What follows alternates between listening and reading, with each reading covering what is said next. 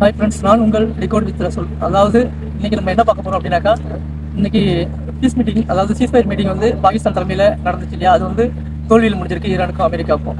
இது சம்பந்தமாக என்ன நடந்தது அந்த பீஸ் மீட்டிங்கில், மற்றும் பாகிஸ்தானுடைய மிலிட்ரி கிட்டத்தட்ட 14,000க்கும் மேற்பட்ட ராணுவ வீரர்கள் வந்து சவுதியினுடைய ராணுவ தளத்துக்கு விரைகிறார்கள் பாதுகாப்பு கொடுப்பதற்காக வேண்டி. என்ன காரணம்?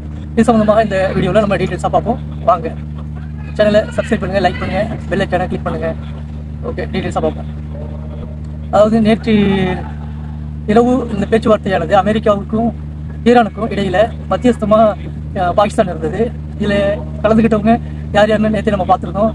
ஜெடி வன்ஸ் தலைமையில் தான் அமெரிக்கா குழுவானது வந்திருந்தாங்க. அதே மாதிரி ஈரானை சேர்ந்த நாடாளுமன்ற சபாநாயகர் கலீஃபா அவர்கள் தலைமையில் ஈரானை சேர்ந்தவர்கள் பங்கெடுத்தாங்க. இந்த பேச்சுவார்த்தையானது முன்னாடி அறிவிச்சிருந்தாங்க, நேருக்கு நேராக தான் நடக்கும் ஜெடி வன்ஸ் அப்படின்னு சொல்லி அறிவிச்சிருந்தாங்க. ஆனால் தற்போது நேருக்கு நேராக நடக்கலை. பாகிஸ்தான் பிரதமர் மூலிமா தான் பாகிஸ்தானியர்கள்கிட்ட இவங்க என்ன கோரிக்கை வச்சாங்களோ அதை எடுத்து அப்படியே அவங்க வந்து அடுத்தது அமெரிக்கர்கள்ட்ட பேசியிருக்காங்க. அவங்க சொன்ன ஒப்பந்தத்தையும் கோரிக்கையும் எடுத்து இவங்கள்ட்ட எடுத்து சொல்லி அவங்க பேசியிருக்காங்க. இவங்க என்ன சொல்கிறாங்கிறதையும் கேட்டு அவங்க சொல்லியிருக்காங்க மத்தியஸ்தம் வைக்கிறவங்க. அதே மாதிரி இவங்க என்ன சொல்கிறாங்க அப்படிங்கிறதையும் கேட்டு அவங்கள்ட்ட மத்தியஸ்தம் பண்ணுறவங்கள்ட்ட சொல்லியிருக்காங்க. ஏன்னா ஈரானிய முன்னாடியே சொல்லியிருந்தாங்க, இந்த நாங்கள் 10 அம்ச கோரிக்கையானது நாங்கள் இதில் உறுதியாக இருக்கோம். இந்த 10 அம்ச கோரிக்கையில் நாங்கள் எதுலையுமே பின்வாங்க மாட்டோம். இது நீங்கள் ஒத்துக்கிறேன்னு சொன்னால் மட்டும்தான் நேருக்கு பேச்சுவார்த்தை நடக்கும் அப்படின்னு சொல்லிட்டு நேரடியாக முன்னாடி பேச்சுவார்த்தை ஆரம்பிக்கிறதுக்கு முன்னாடியே சொல்லிட்டாங்கன்னு சொல்கிறாங்க. அதனால் நேரடி பேச்சுவார்த்தை தவிர்க்கப்பட்டு அவங்க மத்தியஸ்தம் வைக்கிறவங்க கூட அவங்க மூலியமாகவே பேச்சுவார்த்தை நடந்ததாக கூறப்படுகிறது. அது மட்டும் இல்லாமல் எங்களுக்கு இழப்பீடுகள் அதிகமாக இருக்குது, நாங்கள் எவ்வளவோ இழந்திருக்கோம், தலைவர்களை இழந்திருக்கோம், அப்புறம் தலைவர்கள், அப்புறம் பொதுமக்கள், குழந்தைகள், அப்புறம் பள்ளி, அதாவது முக்கியமான நாட்டினுடைய வளர்ச்சிக்கு உண்டான எரிசக்தி நிலையம், மின் உற்பத்தி போன்ற முக்கியமான இழப்புகள் நிறைய சந்திச்சதுனால நாங்கள் இந்த கோட்பாடுகளில் உறுதியாக இருக்கோம் அப்படின்னு சொல்லிட்டு அவங்க அப்படியே அதான் சொல்லிட்டு இருக்காங்க. அதனால் அவங்க பின் வாங்காமல் உறுதியாக இருந்தாங்க. இந்த உடன்படிக்கை பேச்சுவார்த்தை நடக்கும்போது அவங்களும் ஒரு சில கோரிக்கைகளுக்கு இணங்க கிட்டத்தட்ட ஒரு 10 அம்ச கோரிக்கை கொடுத்துருந்தாங்க இல்லையா? அதில் வந்து ஒரு 3-2 தான் வந்து கொஞ்சம் இழுபறியாக இருந்துச்சு அப்படின்னு சொல்லி சொல்கிறாங்க.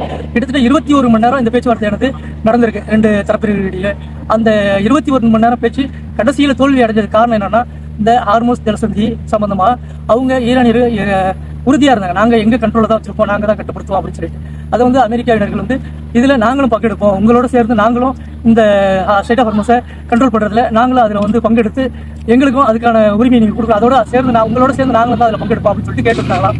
அதை வந்து ஈரான் தரப்பினர் மறுத்ததாகவும் தகவல் வருகிறது. அது மட்டும் இல்லாமல் அவங்களுடைய சொத்துக்களை ஃப்ரீஸ் பண்ண சொல்லி கேட்டிருந்தாங்க. அதுவும் முன்னாடி சொல்லியிருந்தாங்க, நாங்கள் விடுவிக்கிறோம் அப்படின்னு சொல்லிட்டு. அது சம்பந்தமாகவும் அடுத்தது அவங்க அது சம்பந்தமாக பேசாமல் மறுத்ததாகவும் கூறப்படுகிறது. அதனாலையும் இந்த பேச்சுவார்த்தை ஒரு சில தோல்வியில் முடிந்ததாக சொல்கிறாங்க. இன்னொரு விஷயம் என்னன்னா, இந்த லெபனான் விஷயம் தான். லெபனானை வந்து அவங்க அந்த போர் நிறுத்த ஒப்பந்தத்தில் சேர்த்துக்கிறதுக்கு தான் சொல்லியிருந்தாங்க. பாகிஸ்தானும் அது சம்பந்தமாக சொல்லியிருந்தாங்க, இந்த லெபனான் விஷயத்தையும் நாங்கள் இந்த போர் நிறுத்த ஒப்பந்தத்தில் இணைச்சு தான் பேசியிருந்தோம் அப்படின்னு சொல்லிட்டு. ஆனால் இஸ்ரேலி பிரதமர் என்ன சொல்லியிருந்தாரு அப்படின்னாக்கா, நெதன்யாகு ஈரானுக்கும் அமெரிக்காவுக்குமான போர் நிறுத்த ஒப்பந்தத்தில் இதில் இஸ்ரேலை இணைக்கக்கூடாது, இஸ்ரேலுக்கும் லெபனானுக்குமான பேச்சுவார்த்தைங்கிறது அது தனி, இதில் அதை சேர்க்கக்கூடாது அப்படின்னு சொன்னதுனால ஈரானியர்கள் அதுக்கு ஒத்துழைப்பு தர மறுத்து விட்டாங்க. ஏன்னா ஈரான் இந்த போரில் இறங்குறதுக்கு எங்களோட துணையாக நின்றவங்க ஹிஸ்புல்லா, அவங்கள நாங்கள் ஒரு பாதாளத்தில் இறக்கி விடுற மாதிரி அவங்கள கை விட்டுட்டு நாங்கள் மட்டும் ஒப்பந்தத்தில் இணைய முடியாது, எங்களுக்காக வந்து நின்றவங்கள அவங்களோட சேர்ந்து தான் நாங்கள் இந்த ஒப்பந்தத்தை எட்ட முடியும், எங்களுக்காக உதவி செஞ்சவங்கள நாங்கள் விட முடியாது அப்படின்னு சொல்லிட்டு அவங்களோட பாதுகாப்புக்கு ஈரான் வந்து மிகவும் உறுதியாக இருந்ததுனால இந்த ஒப்பந்தம் வந்து ஒரு சில தோல்வியில் முடிந்ததாக கூறப்படுகிறது. இதுக்கு முழுக்க காரணம் என்ன அப்படின்னு சொன்னாக்கா, இஸ்ரேலினுடைய ஒரு பிடிவாதமான குணம் தான் அப்படின்னு சொல்லிட்டு எல்லாருமே சொல்றாங்க. இதை எதிர்த்து இன்னைக்கு துருக்கி அதிபர் எர்டோகன் மிக காட்டமாக இன்னைக்கு நெதன்யாகுவை கடுமையாக விமர்சித்திருக்காரு. அதுவும் இல்லாமல் இந்த மத்திய கிழக்கில் மிகப்பெரிய போர்ச்சூழல் உருவாகிறதுக்கு காரணமும் அதாவது இஸ்ரேலுடைய அதிபர் நெதன்யாகுவா தான் இருக்காரு அப்படின்னு சொல்லிட்டு மிகவும் காட்டமாக ஒரு எதிர்ப்பு தெரிவிச்சிருக்காரு. அது மட்டும் இல்லாமல் நீங்கள் இவ்வாறு செஞ்சுக்கிட்டு இருந்தீங்கன்னா நாங்கள் வந்து போர் நடவடிக்கை எடுக்க கூட தயங்க மாட்டோம், ராணுவத்தை கூட அனுப்புறதுக்கு தயங்க மாட்டோம் அப்படின்லாம் இப்போ இன்னைக்கு என்னன்னு தெரியல. அவர் அரசியல் வாழ்க்கையை தக்க வச்சுக்கணுங்கிற ஒரு இதுக்காக வேண்டி அதிகமாக இந்த மாதிரி போர் நாங்கள் ராணுவத்தையும் அனுப்புவோம் அப்படின்னு கூட பேசியிருக்காரு. இல்லை, அது மாதிரி பேச மாட்டார் அவர். எடகோனே இப்படி பேசியிருக்காருங்கிறப்ப என்ன நடந்தது இனிமேல் தான் நமக்கு தெரிய வரும். அடுத்தபடியாக என்னன்னா, நெதன்யாகு இப்போ இந்த லெபனான் விஷயத்தில் நாங்களும் லெபனான் அரசாங்கத்தோட தான் சேர்ந்து பேச்சுவார்த்தை நடத்துவோம் அப்படின்னு சொல்லிட்டு ஹிஸ்புல்லாவை தனியாக கழட்டி விட்டு அவங்களும் அமெரிக்காவோட சேர்ந்து இஸ்ரேலும் தனிப்பட்ட முறையில் ஒரு செவ்வாய்க்கிழமை இந்த பேச்சுவார்த்தை தனியாக தான் நடக்கும் அப்படின்னு சொல்லிட்டு ஒரு அறிவிப்பு கொடுத்துருக்காங்க. இதுக்கு வந்து அந்த ஹிஸ்புல்லா அமைப்பானது மிகவும் கடுமையான எதிர்ப்பு தெரிவிச்சிருக்காங்க. எங்களை இல்லாமல் இந்த பேச்சுவார்த்தை நடக்கக்கூடாது, நாங்கள் சொல்றதை நீங்க கேட்கணும் அப்படின்னு சொல்லிட்டு அந்த லெபனானிய அரசாங்கத்துக்கு மிகவும் அழுத்தமான ஒரு கருத்தை தெரிவிச்சிருக்காங்க. அது அடுத்தபடியானன்னா இன்னைக்கு இந்த மார்ச் 1ஆம் தேதி வாக்கில் ஈரான்ல மிகப்பெரிய கடும் தாக்குதல் நடத்திருந்தாங்க இல்லையா? அப்போ C-130ங்கிற விமானம் வந்து ஈரான்ல சுட்டு வீழ்த்தப்பட்டது. அப்ப அந்த விமானம் வந்து சிதைஞ்சிருந்தது இல்லையா? அதுல கிடைச்ச ஒரு சில அதிநவீன ஆயுதங்கள் வந்து இன்னைக்கு ஈரான் கையில கிடைச்சதாக ஒரு தகவல் வந்திருக்கு. அதெல்லாம் வந்து அவங்க ரிவர்ஸ் இன்ஜினியர் பண்றதுல மிகவும் வல்லுநர்கள், கை தேர்ந்தவர்கள் எல்லாத்துக்கும் தெரியும். அதனால அமெரிக்கா வந்து கொஞ்சம் அச்சம் தெரிவிச்சிருக்காங்க. இது வந்து ஈரான் கையில கிடைச்சதுனாக்கா அதை ரிவர்ஸ் இன்ஜினியரிங் பண்ணிடுவாங்க அவங்க அப்படின்னு சொல்லிட்டு அவங்க கொஞ்சம் அச்சம் தெரிவிச்சிருக்காங்க. அது மட்டும் இல்லாம இந்த 2 வார போர்க்காலத்துல ஈரானானது அவங்களுக்கு சாதகமான ஒரு சில நடவடிக்கைகள் எடுத்திருக்காங்க. ரஷ்யா மற்றும் சைனா ஆகிய 2 நாடுகளிடமிருந்து மிகவும் அதிசக்தி வாய்ந்த வான்தடுப்பு சாதனங்கள் மற்றும் போர் தளவாட கருவிகள் ஆகியவற்றை மேலும் கொள்முதல் செஞ்சிருக்காங்க. அது வந்து இன்னைக்கு ஊடகங்கள் வெளிப்படுத்தியிருக்காங்க. இதை வந்து அமெரிக்க அதிபர் டொனால்ட் ட்ரம்ப் வந்து இன்னைக்கு எதிர்ப்பு தெரிவிச்சிருக்காரு. இந்த மாதிரி ரஷ்யா வந்து சைனா வந்து ஈரானுக்கு மிக கடுமையான, அதாவது அதி உயர்ந்த இது போர் தளவாட சாதனங்களை கொடுப்பது வந்து மிகவும் கண்டனத்துக்குரியது. நாங்கள் 50% உங்க மேல வரி விதிக்க கூட தயங்க மாட்டோம் அப்படின்னு சொல்லிட்டு இன்னைக்கு சைனாவுக்கு நேரடியாக ஒரு கண்டனத்தை தெரிவிச்சிருக்காரு. இது இந்த 2 வார காலத்தில் அவங்க அதிநவீன ஆயுதங்களை கொள்முதல் செஞ்சுக்கிட்டு தான் இருக்காங்க. அதே மாதிரி வாஷிங் ஜேர்னல் இன்னைக்கு ஒரு தகவல் ஒன்று சொல்லியிருக்காங்க. அமெரிக்காவினுடைய வாஷிங் ஜேர்னல் செய்தியானது இன்னைக்கு ஒரு தகவல் சொல்லியிருக்காங்க. இந்த ஸ்ட்ரைட் ஆஃப் ஹார்மஸ் போர் பிரச்சனை வந்ததிலிருந்து ஒரு பொருளாதார போரை நடத்தக்கூடிய வல்லரசுகளின் பட்டியலில் இப்போது ஈரானும் இணைஞ்சிருக்கு. ஏன்னா ஒரு பொருளாதார கட்டுப்படுத்தக்கூடிய ஒரு போர் நடத்தக்கூடிய நாடுகள்னு பார்த்தா அமெரிக்காவும் சைனாவுமா தான் இருந்துச்சு. ஆனால் இப்போ இவங்க எடுத்த இந்த ஸ்ட்ரைட் ஆஃப் ஹார்மஸ் பிரச்சனையில அவங்கள மீறி எதுவுமே செய்ய முடியாத அமெரிக்காவே பின்வாங்கி போனதன் வந்து மண்டியிட்டதற்கு சமமாகவே நாங்கள் கருதுகிறோம். அப்படி இருக்கும்போது இந்த மத்திய கிழக்கின் மத்திய கிழக்கு சமன்பாட்டையே தீர்மானிக்கக்கூடிய ஒரு தலைமைத்துவ நாடாக இன்னைக்கு ஈரானானது ரஷ்யா, சைனா மற்றும் அமெரிக்காவுக்கு ஈக்குவலா வல்லரசாகவே இன்னைக்கு உருவெடுத்திருக்கு. இதை வந்து நாங்கள் உறுதிப்படுத்துறோம் அப்படின்னு சொல்லிட்டு இன்னைக்கு வாஷிங் ஜேர்னல் பத்திரிகையானது அந்த அமெரிக்காவுடைய பத்திரிகையை இன்னைக்கு வந்து அதை ஒத்துக்கிட்டாங்க. அப்படிங்கும்போது நம்மளே இதை வந்து என்ன தெரிஞ்சுக்கணும் அப்படின்னாக்கா, இதுல அமெரிக்காவானது தோல்வியை தான் சந்திச்சிருக்காங்க. இதுல வந்து அமெரிக்கா ஜெயிக்கவில்லை. ஏன்னா இந்த 10 அம்ச கோரிக்கையும் அவங்க அந்த நிலைப்பாட்டில் உறுதியாக தான் இருக்காங்க. இவங்க தான் வந்து இதை மாற்றணும் அதை மாற்றணும் சொல்றாங்களே தவிர இவங்க வந்து அதில் உறுதியாக இருக்காங்க. அதன்படி இந்த ஸ்ட்ரைட் ஆஃப் ஹார்மஸ்ல இன்னைக்கு இந்த பேச்சுவார்த்தை நடத்திக்கிட்டு இருக்கும் போதே வந்து 3 கப்பல்கள், அதாவது ஒரு போர்க்கப்பல் மற்றும் அதனுடைய துணை கப்பல்கள் ஃபுஜைரா துறைமுகத்திலிருந்து ஸ்ட்ரைட் ஆஃப் ஹார்மஸை கடக்கிறதுக்கு அமெரிக்காவுடைய போர்க்கப்பல் முயற்சி செஞ்சிருக்காங்க. அது கிட்ட நெருங்கும் போது IRGC-னுடைய ராணுவ அமைப்பானது அவங்களுக்கு எச்சரிக்கை கொடுத்திருக்காங்க. நீங்க பின்வாங்குங்க, இல்லைன்னா நாங்கள் உங்களுக்கு மேலே தாக்குதல் நடத்தக்கூடும் அப்படின்னு சொல்லிட்டு சொல்லியிருக்காங்க. அது சொல்லி மீறி அவங்க அந்த ஸ்ட்ரைட் ஆஃப் ஹார்மஸை கடக்க முயன்ற போது 3 ட்ரோன் தாக்குதலை IRGC-ஆனது நடத்தியிருக்காங்க. நடத்தினதுக்கு அப்புறம் ஒரு 30 நிமிஷத்துல நீங்க பின்வாங்கல அப்படின்னாக்கா கடுமையான தாக்குதல் நாங்கள் நடத்துவோம், தயங்க மாட்டோம் அப்படின்னு சொல்லிட்டு சொன்னோன்னே இன்னைக்கு அந்த திரும்பவும் போர்க்கப்பலானது ஃபுஜைரா துறைமுகத்துக்கு சென்று விட்டதாக இன்னைக்கு அமெரிக்கா ஊடகங்களே தெரிவிச்சிருக்காங்க. முன்னாடி வந்து டொனால்ட் ட்ரம்ப் உடனே போட்டுட்டாரு, ஈரான் கிட்ட நாங்கள் எல்லாத்தையும் அழிச்சிட்டோம், கப்பல் படை அழிச்சிட்டோம், விமானப்படை அழிச்சிட்டோம், அந்த ஏவுகணை தளங்கள் எல்லாத்தையுமே அழிச்சிட்டோம், அவங்ககிட்ட ஒண்ணுமே கிடையாது, அவங்களுடைய கப்பல் படை எதுவுமே செயலிழந்து போச்சு, நாங்கள் தான் இன்னைக்கு அதை எல்லாத்தையும் கட்டுப்படுத்துறோம், இன்னைக்கு எங்கள் கப்பல் வந்து அதை போர்க்கப்பல் அதை தாண்டி வந்துருச்சு அப்படின்னு சொல்லிட்டு அவரு ஊடகங்களுக்கு செய்தியா தெரிவிச்சிருந்தாரு. ஆனா அதுக்கப்புறமா தான் தெரிஞ்சிருக்கு இது வந்து பொய்யான செய்தி. இவர் சொன்னது வந்து போயிருக்காங்க, திரும்ப பின்வாங்கினதை அவர் சொல்லல, போயிட்டாங்கன்னு சொல்லிட்டு ஒரு பொய்யான தகவலை சோஷியல் மீடியால அவர் பரப்புனது. அப்புறம் தான் அவங்களுக்கு தெரிஞ்சு இப்போ அந்த ஊடகங்களே என்ன பண்ணியிருக்காங்க, ஈரான் இதை எச்சரிக்கை எடுத்து அமெரிக்காவினுடைய போர்க்கப்பலானது பின்வாங்கி தான் சென்றிருக்கு, அதை கடந்து வரல, இதை எல்லாரும் புரிஞ்சுக்கணும்னு சொல்லிட்டு அவங்களே போட்டிருக்காங்க. அதுக்கப்புறமா அந்த வழியாக கடக்க முயன்ற போர்க்கப்பல்களும் பின்வாங்கப்பட்டது அப்படின்னு சொல்லிட்டு செய்திகள் வந்த இருக்கு. அடுத்தபடியாக இன்னைக்கு துபாய் சவுதி அரேபியா வந்து 6.3 பில்லியன் செக்யூரிட்டி பர்பஸ்க்காக வேண்டி ஈரான் கிட்ட ஒப்பந்தம் போட்டிருந்தாங்க, பாகிஸ்தான் கிட்ட ஒப்பந்தம் போட்டிருந்தாங்க. அது எதுக்குன்னா சவுதி அரேபியாவை எந்த நாடாவது தாக்கும்போது அந்த நாட்டின் மீது போர் தடுக்கக்கூடிய, அதாவது அந்த நாட்டின் மீது திரும்ப எதிர் தாக்குதல் நடத்துறதுக்கு பாகிஸ்தானுக்கு உரிமை உண்டு. இந்த ஈரான் விஷயத்துல பாத்தீங்கன்னா பாகிஸ்தான் வந்து கொஞ்சம் பின்வாங்கி தான் இருந்தாங்க, ஈரான் விஷயத்துல அவங்க ஈடுபடவே இல்லை. அப்ப சவுதி அரேபியாவினுடைய போன் பாகிஸ்தானை நோக்கி போகும்போது அவங்க வந்து எடுக்கவே இல்லை, அந்த போன் காலை கூட அட்டன் பண்ணல. அப்படி இருக்கும்போது இன்னைக்கு இந்த பேச்சுவார்த்தை மத்தியஸ்தம் எல்லாம் வந்து அதாவது தோல்வியில முடிஞ்ச உடனே அவரு பாகிஸ்தானுடைய பிரதமர் வந்து உடனே ஒரு அறிவிப்பு கொடுக்குறாரு, ஈரானுக்கு ஒரு அறிவிப்பு கொடுக்குறாரு, அமெரிக்காவுக்கும் ஒரு அறிவிப்பு கொடுக்குறாரு. தயவுசெய்து இந்த தோல்வி அடைஞ்சதை ஒரு காரணமா வச்சு போர் சூழலை திரும்ப ஆரம்பிச்சிடாதீங்க, நீங்க வந்து பொறுமையா இருங்க, இன்னும் ஒரு 10 நாள் நாங்கள் அடுத்த கட்ட பேச்சுவார்த்தைக்கான ஏற்பாடுகளையும் நல்ல முறையில் செய்கிறோம், நீங்க அது வரல கொஞ்சம் பொறுமையா இருங்க அப்படின்னு சொல்லிட்டு, அதாவது 14,000 ராணுவ வீரர்கள் கொண்ட ஒரு குழுவையும் போர் விமானங்கள், அதிநவீன போர் விமானங்கள் மற்றும் வான் தடுப்பு சாதனங்கள் இதை எல்லாமே கொண்டு போய் அதாவது கிங் அப்துல் ராசிக் ஏர்பேஸில் கொண்டு போய் இன்னைக்கு பாகிஸ்தானானது இறக்கியிருக்காங்க.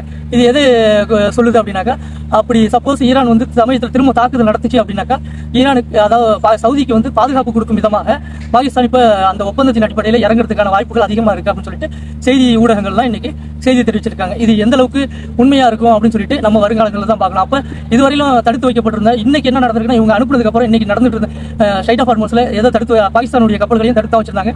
ஆனால் இதுக்கப்புறம் இந்த பாகிஸ்தானுடைய கப்பல்கள் வந்து 2-3 அதில் வந்து கடந்து வந்ததாக சொல்லப்படுது.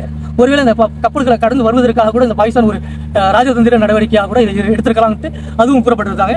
அடுத்தபடியாக ஈரானுடைய IRIB ஒரு கருத்து ஒன்று தெரிவிச்சிருக்காங்க. எங்களிடம் வந்து நிபந்தனைகளை அதிகமாக அமெரிக்கா தரப்பு விதிச்சது, நாங்கள் பாதிக்கப்பட்டனாங்க, எங்களுக்கு அவ்வளவு இழப்பீடுகள் இருக்கு, அப்படி இருக்கும்போது எங்க மக்கள் அவ்வளவு பாதிச்சிருக்காங்க, எங்களுடைய உணர்வுக்கும் வலிக்கும் நீங்க வந்து மதிப்பு கொடுங்க, நாங்க வந்து நீங்க சொல்றது எல்லாத்தையும் கேட்கிறோம். ஆனா வந்து இந்த அணு செறிவூட்டும் விஷயத்திலையும் அணுகுண்டு தயாரிக்கிற விஷயம் நாங்க வந்து ஒத்துக்கிட்டோம், அணுகுண்டு தயாரிக்கல, எங்களுடைய தேவைக்கு தான் நாங்க வந்து யுரேனியம் செறிவூட்டத்தில் நாங்க பண்றோம். அதுல வந்து நீங்க வந்து இவ்வளவுதான் வச்சிருக்கணும் அவ்வளவுதான் வச்சிருக்கணும், எங்களுக்கு வந்து நீங்க கட்டளை போடக்கூடிய இடத்துல நீங்க இருக்கக்கூடாது, எங்களுக்கு கட்டளையை நீங்க போடக்கூடாது, எங்களுக்கு வந்து நீங்க திணிக்கக்கூடிய விஷயங்களை நீங்க செய்யக்கூடாது, எங்களுக்கு எது தேவைங்கிறத எங்க நாடு தான் சுயமா நாங்க முடிவெடுப்போம் அப்படிங்கிறத இவங்க வெளிப்படையா தெரிவிச்சிருக்காங்க. அதுவும் இல்லாம இந்த ஒரு 3 விஷயங்கள், லெபனான் விஷயம், அப்புறம் இந்த அணு செறிவூட்டுதல் விஷயம், ஸ்ட்ரைட் ஆஃப் ஹார்மோஸ், இந்த 3 விஷயத்துல ஈரானுக்கும் மற்றும் அமெரிக்காவுக்கும் சரியான ஒத்துழைப்பு இல்லாதனால இந்த பேச்சுவார்த்தையானது கடைசியில தோல்வியில் முடிஞ்சிருக்கு. இதுக்கப்புறம் என்ன நடக்கும், இவங்க 2 பேரும் போர் சூழல், அவங்களும் மத்திய கிழக்கு பகுதிக்கு நிறைய போர் தளவாடங்கள் மற்றும் நிறைய வந்து ராணுவ உபகரணங்கள், ராணுவ வீரர்கள் மற்றும் போர் கப்பல்கள், அவங்க என்ன சொல்லியிருக்காங்க, போர் கப்பல்கள் மூலமா நாங்க வந்து ஈரானை எதிர்கொள்வோம் அப்படின்னு சொல்லிட்டு இப்ப திரும்பவும் மத்திய கிழக்கு நோக்கி அதிகப்படியான போர் கப்பல்களை இன்னைக்கு கடற்படைகளை அமெரிக்காவானது அனுப்பி கொண்டிருப்பதாக தகவல் வருகிறது. இதுக்கப்புறம் தான் தெரியும் அவங்க என்ன நடவடிக்கை எடுக்க போறாங்க என்னன்னு சொல்லிட்டு பொறுமையா பார்ப்போத. அதாவது இந்த 82வது வான்படை மற்றும் டெல்டா ஃபோர்ஸ் அப்படின்னு சொல்லுவாங்க, அது எல்லாத்தையுமே இன்னைக்கு மத்திய கிழக்கு நோக்கி நகர்த்தியிருக்காங்க அமெரிக்கா. அடுத்தபடியாக அதாவது அயர்லாந்துல என்ன இருக்கு அப்படின்னாக்கா, C-130ங்கிற விமானம் வந்து அங்க நிறுத்தி வச்சிருந்திருக்காங்க இல்லையா, அதுல வந்து கிட்டத்தட்ட 13 பேருக்கு மேல உள்ள பூந்து கோடரியால தாக்கியிருக்காங்க.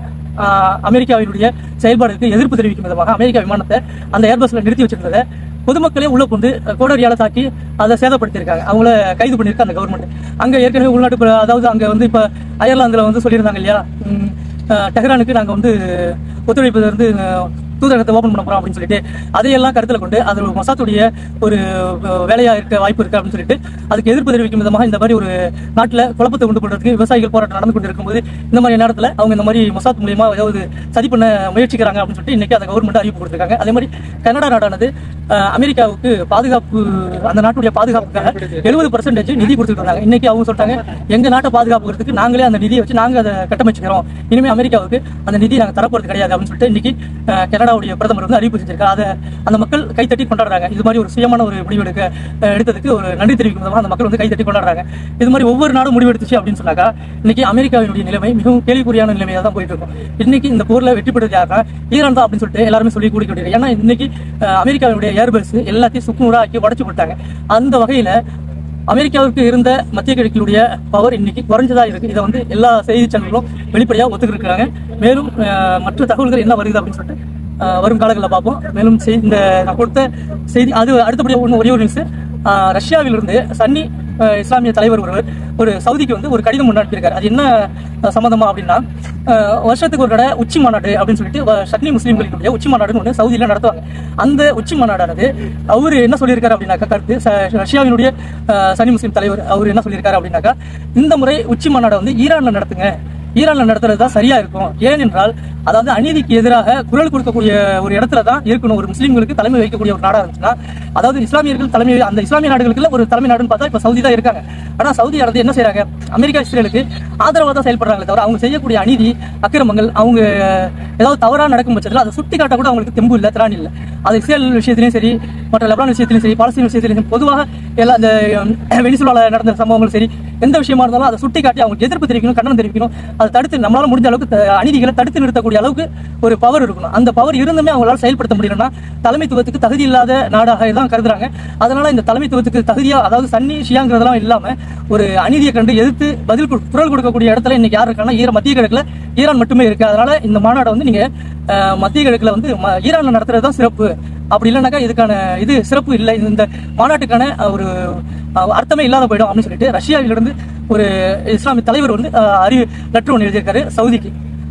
அவ்வளோதான் இந்த விஷயம். இன்னைக்கு சம்மந்தமாக பேசுனது எல்லாமே புரிஞ்சது, பிடிச்சிருந்தது அப்படின்னாக்கா லைக் பண்ணுங்க, ஷேர் பண்ணுங்க, கமெண்ட்ஸ் பண்ணுங்க. மேலும் பல நாளைக்கு பார்ப்போம். வணக்கம், நன்றி.